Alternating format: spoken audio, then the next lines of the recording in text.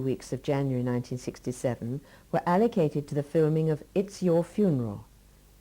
The director of this episode had not done any previous work on The Prisoner, and Michael Cramoy's script was found to be rather difficult to get to grips with, as it contained two separate number 2 characters involved in a rather peculiar assassination plot. The actor who played the younger number 2, Derren Nesbitt, remembers a certain amount of on-set confusion. Nobody was actually sure, because the guy who directed that particular episode was Robert Asher. So I arrived, and Bob came over to me and he said, "Have you read this?" And I said, "Yeah." He said, "Do you know what it's all about?" And I said, "No, I haven't a clue." He said, "I don't know what it's all about either."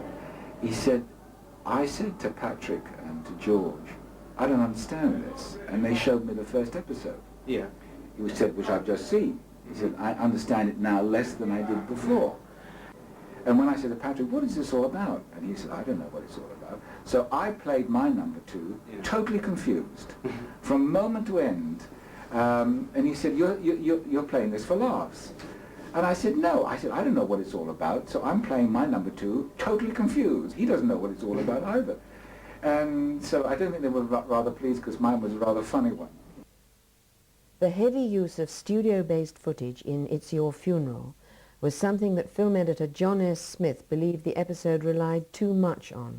And I started off, I seem to remember, by editing material that was shot at MGM, and was quite disappointed. You know, after all, that, you know, this is not Wales, and it looks what it is. But once the Welsh stuff started integrating with it, and of course you overlap sound over the studio material and the location material, and somehow it knits itself together.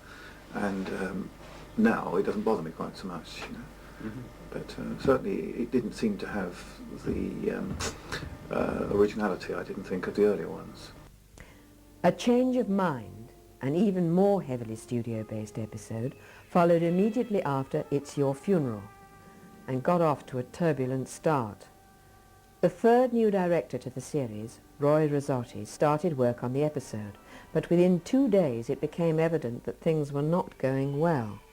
John O'Connor, second assistant director, remembers Roy Rossotti's departure from the production. I do remember Roy Rossotti. Not so much remember him, I just remember Patrick coming onto the floor, or rather being on the floor just for lunchtime and coming up to me and saying, "Oh, the director's not very well and he won't be back after lunch. You know, would you arrange a car for him to go back to London?" And doing just that, and going to see Roy Rossotti and saying, "Oh, you know, Patrick's asked me to lay on a car for you." And I do remember seeing a somewhat distraught young man who then did take the car and go back, or rather leave the studio, and Patrick take over directing. And then it obviously became that it wasn't because Roy Rossotti was ill. Again, it was Patrick trying to ease the blow. Obviously he was dissatisfied with what he was producing and decided to get rid of him.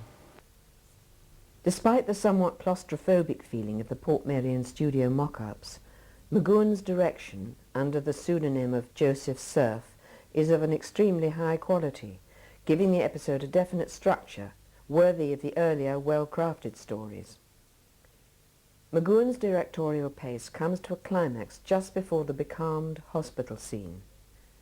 This scene, showing the abuse of medicine and forced experiments on prisoners such as number 6, is a good example of the sinister manipulation that is always present just beneath the surface of the apparently carefree and happy-go-lucky village community.